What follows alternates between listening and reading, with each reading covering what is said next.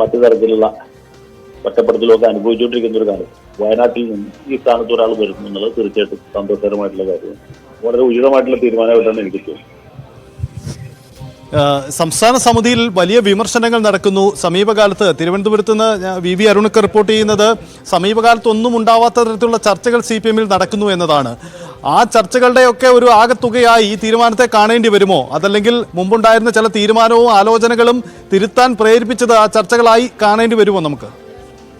സാധാരണക്കാരുടെ ഒരു പ്രതിനിധിയായിട്ടാണ് കെ രാധാകൃഷ്ണൻ ഈ മന്ത്രിസഭയിൽ ഉണ്ടായിരുന്നത്. അപ്പൊ അദ്ദേഹം പോകുമ്പോൾ, അദ്ദേഹം സ്ഥാനം ഒഴിഞ്ഞ് പോകുമ്പോൾ സാധാരണക്കാരുടെ പ്രതിനിധിയായി മറ്റൊരാൾ വന്നു. നേരെ മറിച്ച് മറ്റ് പല MLA-മാരെ കുറിച്ച് നമുക്കത് പറയാൻ കഴിയും. ഈ സ്ഥാനത്തേക്ക് പരിഗണിക്കപ്പെട്ട രണ്ടുപേർ സാമാന്യം കളങ്കിതമായ പ്രതിച്ഛായുള്ള ആളുകൾ.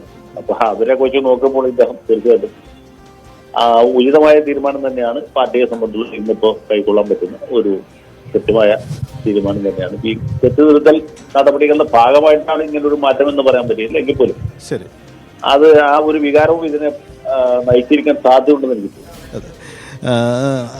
ഈ മറ്റൊരു പ്രധാനപ്പെട്ട കാര്യം അഡ്വക്കേറ്റ് ജയശങ്കർ, ഈ ഇടതുമുന്നണിയിൽ നമുക്കറിയാം ശ്രേയംസ് കുമാറിന്റെ വിഭാഗം RJD അവർ മന്ത്രിസ്ഥാനം ആവശ്യപ്പെട്ട് രംഗത്തെത്തിയിരുന്നു, വലിയ സമ്മർദ്ദമുയർത്തിയിരുന്നു. മുന്നണി വിടാൻ ഞങ്ങൾക്ക് മേൽ സമ്മർദ്ദമുണ്ട് പാർട്ടിയിൽ നിന്നൊക്കെ പറഞ്ഞിരുന്നു. ഇപ്പോൾ ഈ തീരുമാനം ഫലത്തിൽ സംഭവിക്കുന്നത് വയനാടിനൊരു മന്ത്രിയാവുന്നു എന്നു മാത്രമല്ല, ഈ നിലവിൽ വന്നിരുന്ന ഒഴിവ് കൂടി നികത്തപ്പെടുകയാണ്. അപ്പോൾ ആ ആവശ്യം കൂടി പരിഗണിക്കുന്നില്ല. ഫലത്തിൽ അത് CPM-ന്റെ മറ്റൊരർത്ഥത്തിലുള്ള മറുപടി കൂടിയായി മാറുന്നുണ്ടോ? അല്ല, എന്ന് പറയാൻ പറ്റുകയില്ല. കാരണം എന്ന് വെച്ചാൽ ജനതാദളിനെ സംബന്ധിച്ചോളം അവർക്ക് ഇപ്പോൾ വീരേന്ദ്രകുമാറിന്റെ പാർട്ടി RJD എന്നറിയപ്പെടുന്ന പഴയ ജനതാദളിനെ സംബന്ധിച്ചോളം അവർക്ക് ആകെ ഒരു മെമ്പറേ ഉള്ളൂ, അത് KP മോഹനാണ്. മോഹൻ ഏതായാലും കെ രാധാകൃഷ്ണന് പകരം മന്ത്രിയാക്കാൻ പറ്റുകയില്ല. മന്ത്രിസഭയിൽ പുതിയൊരു ഭർത്തുണ്ടാകുകയാണെങ്കിൽ മോഹനെ പരിഗണിക്കാൻ പറ്റുള്ളൂ. കാരണം ഇത് പട്ടികജാതി പട്ടിക വർഗ വിഭാഗത്തിന്റെ മന്ത്രിയാണെങ്കിൽ വരാൻ ആ ഒരു പ്രാതിനിധ്യം ഒഴിവാക്കാൻ പറ്റുകയില്ല. അതുകൊണ്ട് അങ്ങനെ ഈ ശ്രേയംസ് കുമാറിന്റെ പാർട്ടി ഒഴിവാക്കി നമുക്ക് പറയാൻ പറ്റുകയില്ല. അവരുടെ ആവശ്യം മറ്റൊരു ഘട്ടത്തിൽ ഒരുപക്ഷെ പരിഗണിക്കപ്പെട്ടേക്കാം എന്ന് മാത്രമേ നമുക്കിപ്പോൾ പറയാൻ പറ്റും. കാരണം ഈ ഘടകകക്ഷികളെ കൂടി പരമാവധി ചേർത്ത് പിടിച്ച് മുന്നോട്ട് പോകണം. ഈ മാർക്സിസ്റ്റ് പാർട്ടിയുടെ ഒരു അപ്രമാദിത്വമാണ് ഇവിടെ നടക്കുന്നത്. ഏകകക്ഷി ഭരണവും ഏക വ്യക്തി ഭരണവുമായിട്ട് മാറും.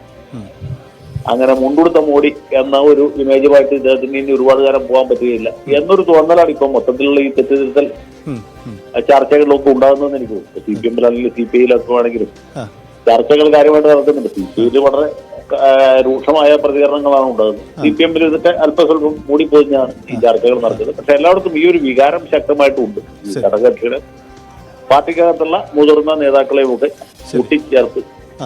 ചേർത്ത് പിടിച്ച് കൂടിയാലോചനകളുടെ അടിസ്ഥാനത്തിൽ മാത്രമേ ഇനി പാർട്ടിക്കും മുന്നണിക്കും സർക്കാരിനും മുന്നോട്ട് പോകാൻ കഴിയുള്ളൂ എന്നുള്ളതാണ് പൊതുവെ ഉയർന്നു വന്നിട്ടുള്ളൊരു വികാരം. ഏതെങ്കിലും ഒരു വ്യക്തി തീരുമാനം എടുക്കുക, അത് മറ്റുള്ളവരെല്ലാം അനുസരിക്കുകയും ചെയ്യുന്ന ഒരു പഴയ സ്റ്റാലിനിസ്റ്റ് മാതൃക ഇനിയും സ്വീകാര്യമല്ല.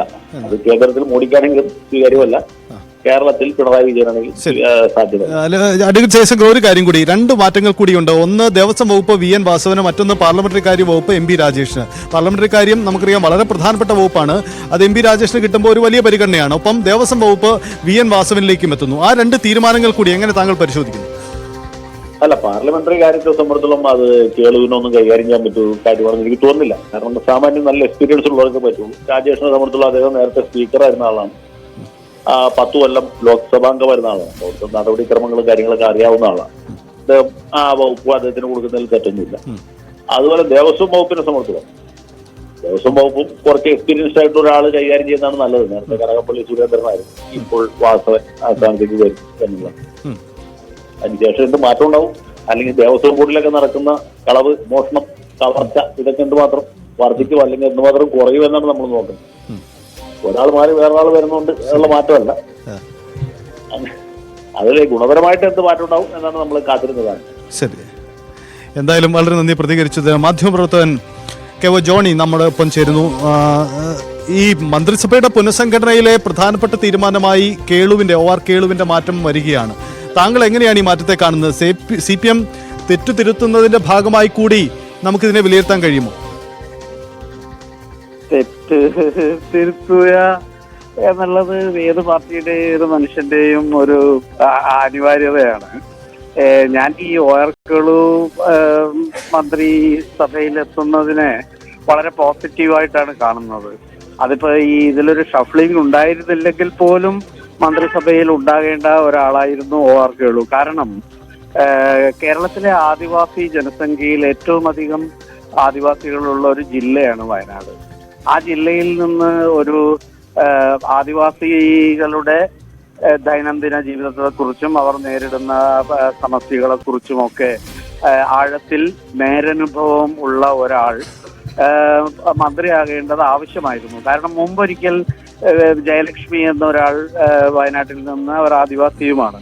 പക്ഷെ അവർക്ക് യാതൊന്നും ചെയ്യാൻ കഴിഞ്ഞില്ല. കാരണം അവർക്ക് ആദിവാസി കോളനികളിൽ പോലും പോകാൻ അവർക്ക് കഴിഞ്ഞില്ല എന്നുള്ളതാണ് ഒരു സംഗതി. ഈ OR കേളുവിനെ സംബന്ധിച്ചാണെങ്കിൽ അദ്ദേഹം നിരവധി വർഷങ്ങളായി ആദിവാസികൾക്കിടയിൽ പ്രവർത്തിക്കുകയും അവര് അത് കക്ഷി രാഷ്ട്രീയ വ്യത്യാസമില്ലാതെ ആദിവാസി പ്രശ്നങ്ങളിൽ ഇടപെടുകയൊക്കെ ചെയ്യുന്ന ഒരാളാണ്. ഒരു വയനാട്ടുകാരൻ എന്ന നിലയിൽ എന്നെ സംബന്ധിച്ചിടത്തോളം OR കേളുവിനെ പോലുള്ള ഒരാള് മന്ത്രിസഭയിൽ എത്തുന്നത് ആ ജില്ലയിലെ പാവപ്പെട്ട മനുഷ്യരുടെ ആദിവാസികളുടെ ആവലാതികൾക്കും മറ്റുമൊക്കെ ഒരു പരിഹാരം കാണാൻ ശ്രമിക്കുന്ന ഊർജ്ജസ്വലനായ ഒരാളായിട്ടാണ് എനിക്ക് തോന്നിയിട്ടുള്ളത്. ആ അർത്ഥത്തിൽ ഈ OR കേളുവിന്റെ ഈ മന്ത്രിസഭയിലേക്കുള്ള പ്രവേശനത്തെ ഞാൻ ഒരു വയനാട്ടുകാരൻ എന്ന നിലയിൽ കൂടി വളരെ ആഹ്ലാദകരമായാണ് കാണുന്നത്. ഒരു പ്രധാനപ്പെട്ട കാര്യം കൂടി, CPM-ന്റെ ചർച്ചകൾ ലോക്സഭയ്ക്ക് ശേഷം, ലോക്സഭാ തെരഞ്ഞെടുപ്പിലെ തിരിച്ചടിക്ക് ശേഷമുള്ള ചർച്ചകളിൽ അവർ വിലയിരുത്തുന്നത് അടിസ്ഥാന വോട്ട് ബാങ്കിൽ നഷ്ടമുണ്ടായി. അത് പിന്നോക്ക വിഭാഗം പാർട്ടിയിൽ നിന്നകന്നു. അത് ഈഴവ വിഭാഗമുണ്ട്, മറ്റ് അടിസ്ഥാന മേഖലയിലുള്ളവരുണ്ട്. അപ്പോൾ ആ ഒരു ആലോചനകൾക്ക് ഒരു പരിഹാരം എന്ന രീതിയിൽ കൂടി ഈ തീരുമാനത്തെ നമുക്ക് കാണാൻ കഴിയുമോ? കാരണം ഒന്ന്, ഒരു പട്ടികവർഗ വിഭാഗക്കാരന് പരിഗണന നൽകുന്നു, മറ്റൊന്ന് ഒരു പിന്നോക്ക വിഭാഗക്കാരനായി ഈഴവ സമുദായാംഗമായ ഒരു മന്ത്രിക്ക് ദേവസ്വം വകുപ്പ് നൽകുന്നു. ഇങ്ങനെയുള്ള തീരുമാനം കൂടി ഉണ്ടാവുന്നുണ്ട്.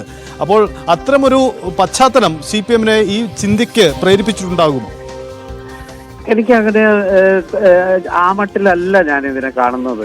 ഉദാഹരണത്തിന് രാധാകൃഷ്ണനെ പോലെ പിന്നെ ആ പ്രത്യേക സമുദായത്തിൽ നിന്ന് വന്ന ഒരാൾ മന്ത്രിസ്ഥാനം ഒഴിഞ്ഞു പോകുമ്പോൾ തീർച്ചയായിട്ടും തത്തുല്യനായിട്ടുള്ള അത്തരം വിഭാഗങ്ങളെ, അടിസ്ഥാന വർഗത്തെ പ്രതിനിധീകരിക്കുന്ന ഒരാൾ മന്ത്രിസഭയിൽ ഉണ്ടാവുക എന്നുള്ള ഒരു സാമാന്യ പരിഗണനയുടെ ഭാഗമായിട്ടാണ് ഈ OR കേളുവിന്റെ പേര് നിർദ്ദേശിക്കപ്പെടുകയും അദ്ദേഹം അതിലേക്ക് വരികയും ചെയ്തത് എന്നാണ് ഞാൻ കരുതുന്നത്. നിങ്ങൾ ചോദിച്ച മറ്റ് ഈ തെറ്റിദ്ധരുത്തൽ, ഇതൊക്കെ സ്വാഭാവികമായിട്ട് പിന്നെ വോട്ട് കേരളത്തെ സംബന്ധിച്ചിടത്തോളം നമ്മുടെ ഈ മാധ്യമപ്രവർത്തകർ, നമ്മളെ പോലുള്ള ആളുകളൊക്കെ പണ്ട് തൊട്ടേ കണക്ക് കൂട്ടിയിരുന്ന ചില സാമുദായിക സമവാക്യങ്ങൾ അതൊക്കെ കാലഹരണപ്പെട്ടിരിക്കുന്നു.